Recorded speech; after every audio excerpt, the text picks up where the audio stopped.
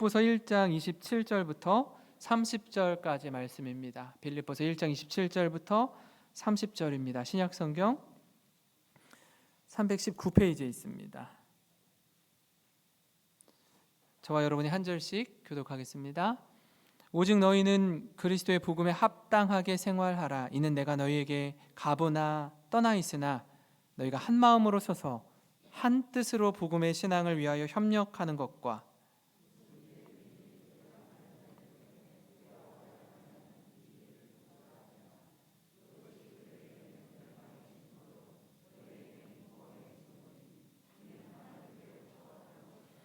그리스도를 위하여 너희에게 은혜를 주신 것은 다만 그를 믿을 뿐 아니라 또한 그를 위하여 고난도 받게 하려 하심이라. 너희에게도 그와 같은 싸움이 있으니 너희가 내 안에서 본 바요 이제도 내 안에서 듣는 바니라. 아멘. 지난 한 주간 오늘 말씀을 준비하면서 제가 교회란 무엇인가에 대해서 좀 깊이 생각하고 또 관련된 좀 책을 좀 보는 시간을 가졌습니다. 그 가운데 필립 얀시의 교회, 나의 고민, 나의 사랑이라는 책을 읽었는데요.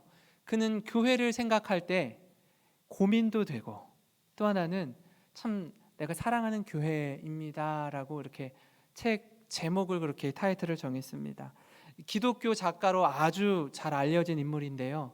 그 역시 어렸을 적에는요, 신앙생활에 방황을 경험했습니다. 그리고 다시 돌아오는 과정을 그의 책에 이렇게 담아내고 있는데 제가 한 부분을 읽어드리겠습니다. 기독교는 삶이 수반되는 종교이며 그 삶은 오직 공동체 안에서만 가능하다. 내가 끝내 교회를 포기하지 못한 것도 아마 그 때문일 것이다. 나는 내게 절실히 필요한 그 무엇이 교회 안에 있음을 마음 깊이 느낀다. 잠시 교회를 떠나 있을 때면 고통받는 쪽은 언제나 나였다. 믿음이 시들고 사랑 없는 딱딱한 등딱지가 나를 다시 덮었다. 나는 더 뜨거워지는 게 아니라 더 식어갔다. 그래서 교회를 떠난 나는 매번 빙 돌아서 다시 안으로 들어왔다. 그가 자신의 신앙을 이렇게 고백하면서 글을 썼습니다. 아마 우리 모두 교회를 향한 애틋한 마음이 있으리라 생각됩니다. 교회 공동체는 우리 삶의 아주 가까이에 있으면서도 동시에 고민하는 한 부분이기도 합니다. 신앙의 기쁨과 은혜가 충만할 때는 어떤 말씀을 전해도요, 너무너무 기쁩니다. 교회에 나오고 새벽 기도를 나오고 예배마다 참여하고 성도들 간의 만남과 교제가 이보다 더 좋을 수는 없습니다. 그런데 또 한편으로는 마음에 부대낌이 있고 관계에 어그러짐이 있을 때에는요, 교회 가는 게 그렇게 힘든 거예요. 너무너무 싫습니다. 저도 그런 경험이 있었습니다. 얼마나 이 시간들이 참 두 가지 마음이 복합적으로 일어나는지 모르겠습니다. 오늘 이 시간에 바울이 교회를 향해서 애틋한 마음을 가지고 빌립보 교회 성도들을 향해서 편지하는데요, 이 내용을 통해서 우리가 꼭 붙들어야 할 삶의 가치를 함께 살펴보기를 원합니다.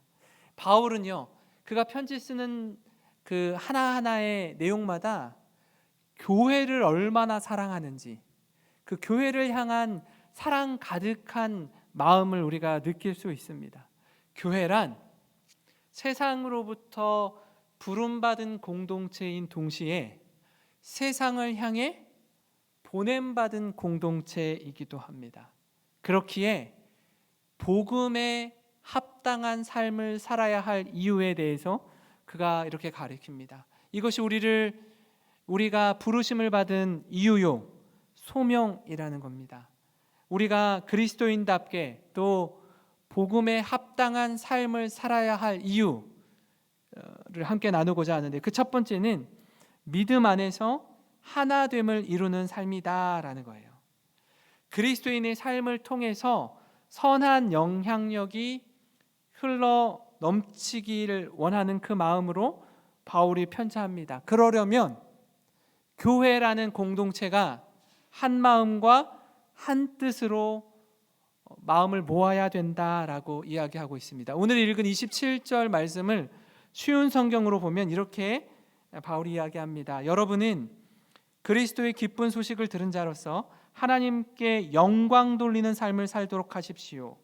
그러면 내가 함께 있든지 떠나 있든지 여러분에 관해 기쁜 소식을 들을 수 있을 것입니다. 여러분이 한 마음과 한 뜻으로 열심히 복음을 전한다는 소식을 듣기 원합니다. 이렇게 말합니다.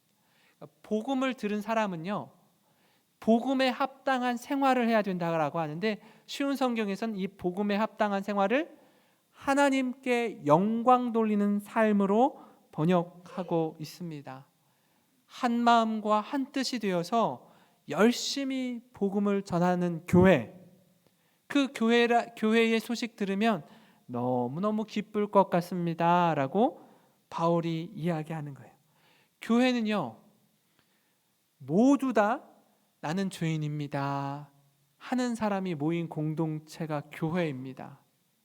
그 믿음으로 모인 공동체가 교회예요. 그런데 또 나이, 환경, 신앙의 연수, 모든 게 또 다른 사람들이 모인 공동체가 또 교회이기도 합니다.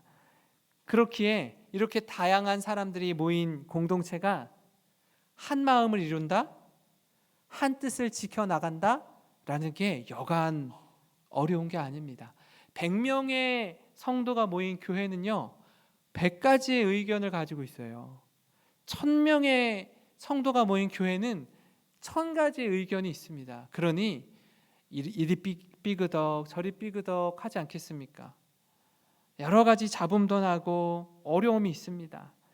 한 마음 한 뜻이 된다는 게 사실 쉽지 않습니다.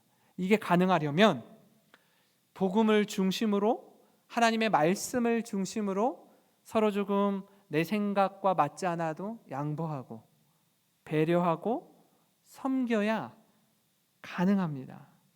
저는 우리 교회가 지난 50년을 뒤로 하고 향후 50년을 향해서 나아갈 때에 저를 비롯해서 우리 장로님들과 모든 성도님들이 하나님의 말씀을 기준 삼아서 한 마음과 한 뜻으로 주님의 몸된 교회를 견고히 세워나가는 우리 모두가 되기를 주님의 이름으로 축원합니다.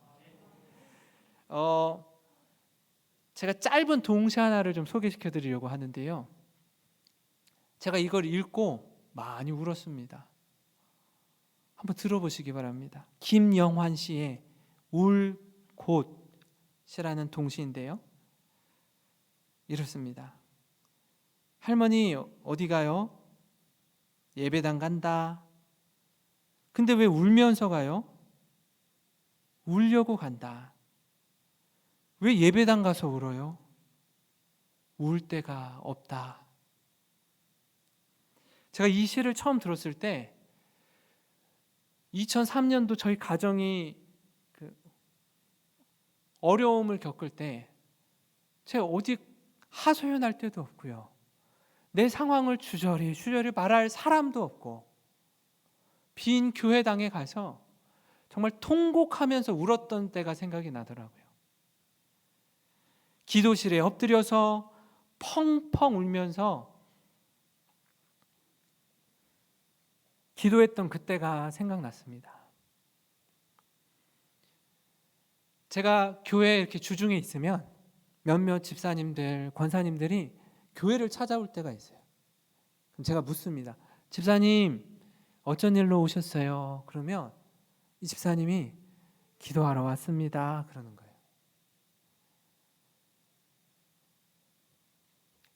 그분의 그 이야기를, 스토리를 알고 있기 때문에 이분이 뭐 때문에 기도하러 오셨는지를 제가 알아요. 그리고 기도실로 올라가는 겁니다. 교회는요, 그런 데예요. 교회는 예배당은 어디에서도 울 수 없는 그 심정을 그대로 다 쏟아놓을 수 있는 그런 곳입니다. 저는요, 우리 영생교회가 이런 교회가 되기를 간절히 원합니다. 마음을 위로하는 곳이 되었으면 좋겠습니다. 그래서 누가 힘들면 손 내밀어서 일으켜주고, 누가 정말 잘 되면 진심으로 축복하며 축하해 주는 것, 함께 울고 함께 웃는 공동체가 바로 이런 교회였으면 좋겠습니다. 제가 왜 우는지 모르겠네. 갑자기. 에베소서 4장 3절에도요, 같은 맥락에서 이렇게 말씀하는데요, 평안에 매는 줄로 성령이 하나 되게 하신 것을 힘써 지키라, 이렇게 말씀합니다. 이 평안이라는 것이, 샬롬이라는 것이 교회와 가정에 충만할 때 성령이 하나 되게 하신 것을 힘써 지킬 수 있습니다. 이 하나됨이 깨지면요, 그 사이를 비집고 불신이라는 것이 들어와요. 서로 믿지 못하는 거예요. 서로.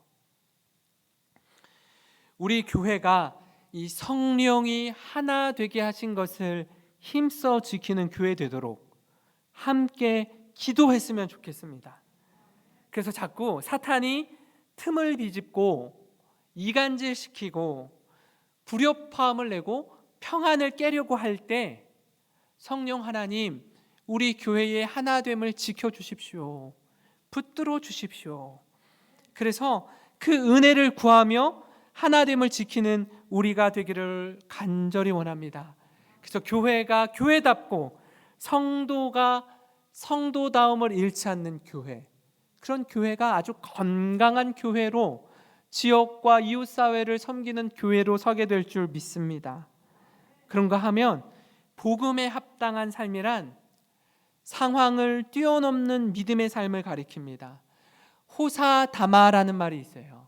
좋은 일이 있을 때 방해하는 세력이 있다라는 뜻입니다. 복음을 전하는 일 얼마나 귀하고 거룩하고 복된 일입니까? 이 복음을 듣고 믿고 순종하는 사람들이 있는 반면에 복음을 정면으로 대적하는 사람들도 있습니다. 근데 제가 이렇게 가만히 생각해 보니까 어떤 분은요, 이렇게 복음을 전하다가 안 좋은 소리도 듣고 뜻하지 않은 상황 가운데서도 이분이 마음이 무너지거나 상처를 받지 않고 그 상황들을 뛰어넘는 믿음으로 사명을 감당하고 계시더라고요. 제가 이분 어떻게 이게 가능하지? 라고 만나서 이렇게 이야기를 나누었더니 이분이 이렇게 말씀하세요. 목사님, 저는요 지금 이렇게 뭐라 하는 것, 누가 이렇게 쓴소리 하는 것, 이것보다 훨씬 더 큰 사랑과 은혜를 하나님께 받은 자입니다. 그래서요 이 정도쯤은 능히 감당할 수 있습니다. 이렇게 말씀하시는 거예요. 제 마음에 이렇게 울림이 있더라고요. 도전이 있더라고요. 하나님께서 주시는 은혜와 사랑이 크기에 이게 그냥 성경을 통해서 보는 바울이니까 이런 거 하지, 성경에 나오는 제자니까 이렇게 사명 감당하지가 아니라 그 바울이 2021년도를 사는 지금 제 눈앞에 그 성도님이 펼쳐지더라고요. 믿음의 삶이라는 게, 상황을 뛰어넘는 믿음을 가진다는 게 이런 모습이구나, 이런 삶이구나 라고 도전을 받았습니다. 28절 말씀을 보시면요, 무슨 일이든지 대적하는 자들 때문에 두려워하지 아니하는 이 일을 듣고자 함이라. 이것이 그들에게는 멸망의 증거요 너희에게는 구원의 증거니 이는 하나님께로부터 난 것이니라. 대적하는 자들이 있대요. 있는데 두려워하지 않는 거예요. 그것 때문에 위축되지 않는 겁니다. 이것 자체가 대적하는 이들에게는 멸망의 증거고 또 너희에게는 구원의 증거라고 명백히 성경이 말씀하고 있습니다. 세상에서 그리스도인으로 사는 게 만만하지 않습니다. 고난이 뒤따릅니다. 어려움이 있습니다. 그러나 신실하게 믿음의 삶을 살아가는 겁니다. 제가 이렇게 여러 성도님들을 만나서 이야기 나눌 때 어떤 분은 그래요. 이렇게 호리호리해요. 좀 약한 것 같아요. 이렇게 축 밀면 쓰러질 것 같아. 근데 이분이 진짜 신앙의 위기와 어려움에 처할 때 엄청나게 견고하게 딱 서 계시는 거예요. 그래서 깜짝 놀랐어요. 아니, 이 정도 고난이면 이분이 너무너무 힘드실 텐데 어떻게 이렇게 믿음 가운데 잘 서 계시지? 보니까 그냥 외적으로 보이는 게 다가 아니라 그분 내면의 신앙의 견고한 뿌리가 저 깊은 곳까지 쫙 뻗어 계신 거예요.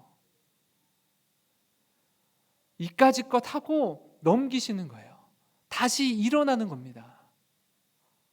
근데요, 반대로 체격도 좋고요, 운동도 많이 하셨고요, 뭐 누가 봐도 끄떡하지 않을 것 같은 집사님이요, 아이고, 좀 작은 어려움, 시련에 폭 쓰러져.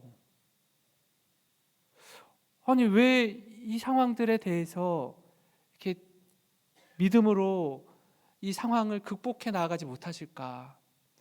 겉으로 보이는 것보다 내면의 믿음의 뿌리가 약한 거예요. 약한 거예요. 그러니까 누가 이런 이야기하고 저런 이야기하면 폭폭 쓰러지는 거예요. 눈에 보이는 게 다가 아닙니다.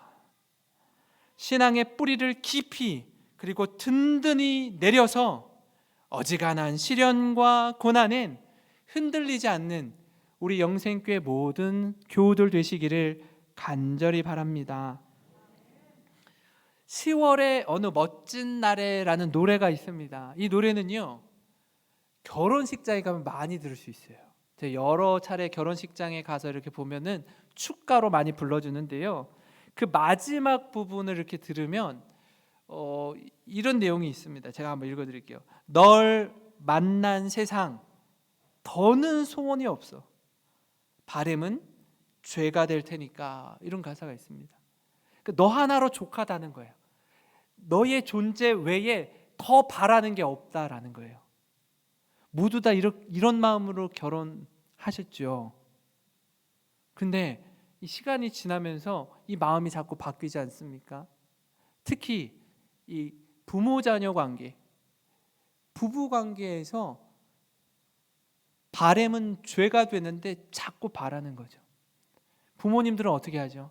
나는 그 어렵던 시절을 지났기 때문에 이런 저런 것 하고 싶었어도 못했는데 내가 열심히 일해서 너한테 다 쏟아부을 테니 너는 엄마가 아빠가 못 이룬 꿈, 좀 그 꿈을 좀 이뤄봐라 하고 계속 바라는 거죠. 이렇게도 해주고 저렇게도 해주고. 근데 아이들이 처음엔 어렸을 적엔 순종하며 듣는 것 같다가 사춘기를 지나고 하면서 어떻게 하죠? 하나씩 둘씩 이렇게 밀어냅니다. 부모님이 제일 1번으로 하는 말이 뭐냐면, 내가 널 어떻게 키웠는데, 내가 널 어떻게 키웠는데 네가 나한테 이럴 수 있어. 자녀들이 1번으로 하는 말이 있습니다. 누가 날 이렇게 키워달라고 했나요?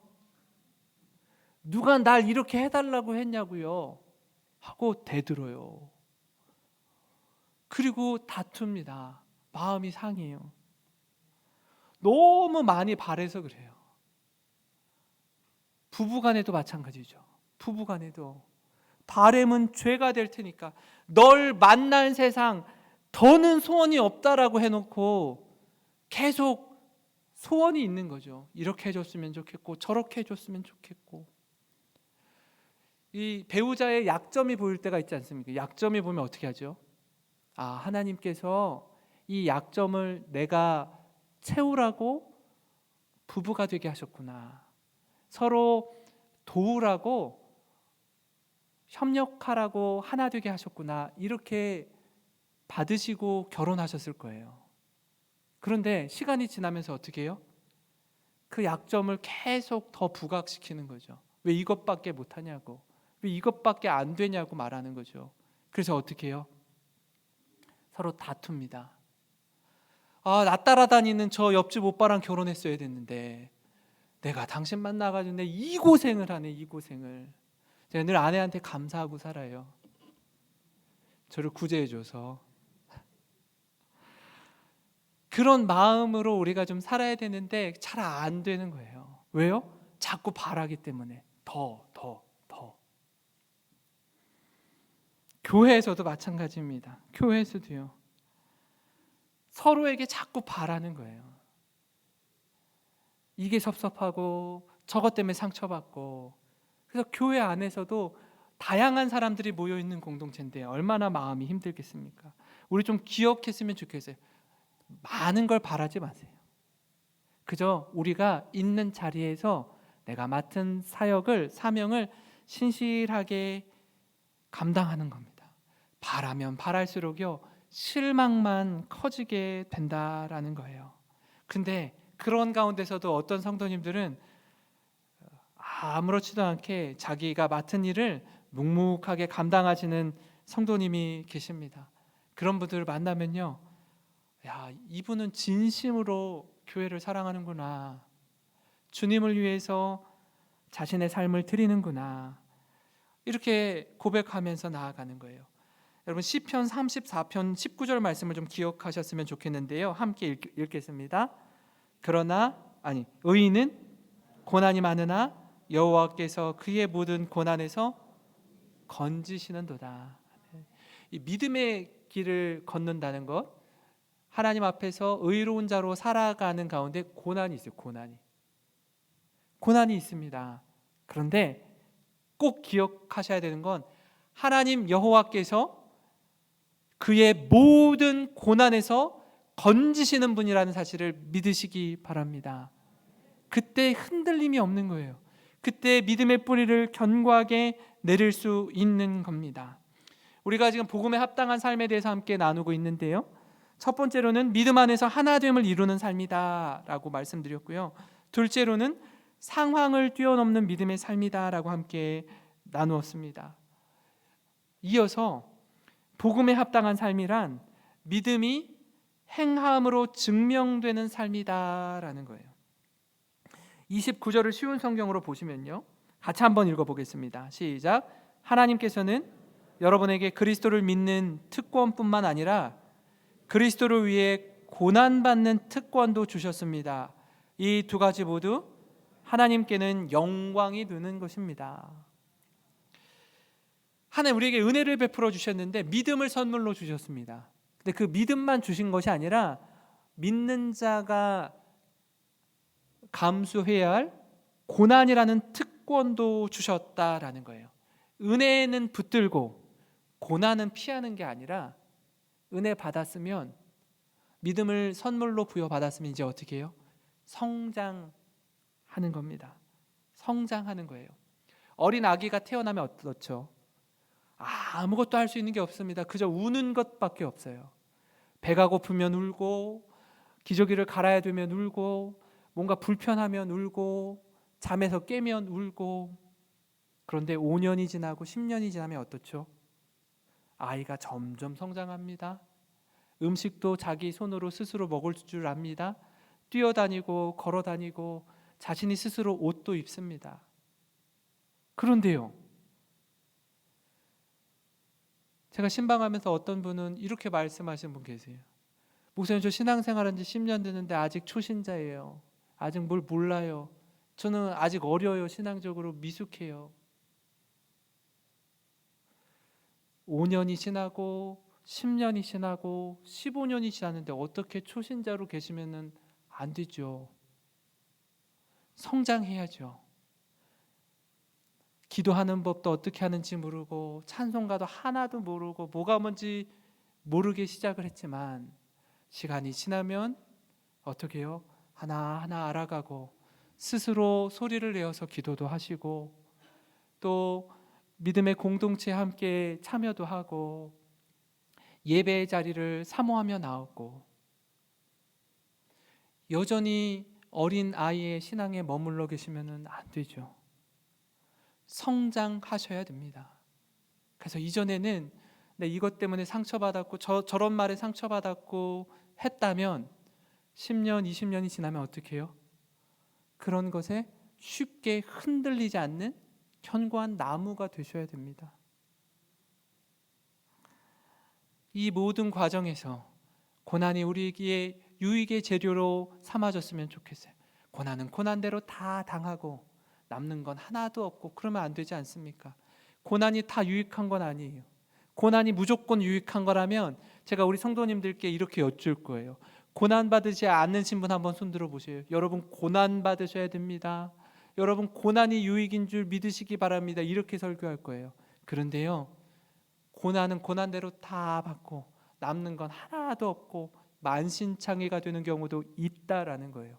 고난이 유익이 되려면 고난을 통해 우리 삶이 성숙해지고 잘못된 길로 갔던 방향들을 고쳐서 바른 길을 찾고 멀어졌던 하나님과의 관계가 회복되고 그때 비로소 고난이 유익이 될 수 있는 겁니다. 시편 119편 71절에 고난당한 것이 내게 유익이라 이로 말미암아 내가 주의 율례들을 배우게 되었나이다. 이 시편 기자는요, 고난당한 게 왜 유익이라고 하죠? 하나님의 말씀을 배우게 되어서 그릇된 길로부터 돌이킬 수 있게 되어서 그때 정말 고난이 유익이 되는 줄 믿으시기 바랍니다. 이 빌립보 교회 성도들에게도요 똑같은 고난의 문제가 있었습니다. 1장 30절인데요. 너희에게도 그와 같은 싸움이 있으니 너희가 내 안에서 본 바요 이제도 내 안에서 듣는 바니라. 내가 옥에 갇혀 있고 고난의 극심한 상황이 있지만 너희도 같은 싸움하고 있다라는 거 잘 안다 라고 이야기하는 겁니다. 믿음과 생활, 신앙생활이라고 우리가 하잖아요. 신앙생활, 신앙 따로 생활 따로가 아니라 신앙과 생활이 연결되어서 믿음이 생활로, 믿음이 삶으로, 믿음이 행동으로 이어지는 우리 영생교회 모든 교우들이 되시기를 간절히 소망합니다. 그래서 정말 하나님이 기뻐하시는 교회, 우리끼리만 기뻐하고 우리끼리만 사랑이 넘치는 게 아니라 이 지역 주민들과 함께하는 이분들이 영생교회가 이곳에 이 자리에 있어서 그들도 기쁘다라고, 그들도 행복하다라고 말하는 교회가 교회다운 모습으로 사명 감당하는 우리 모두가 되기를 주님의 이름으로 축원합니다. 축원합니다.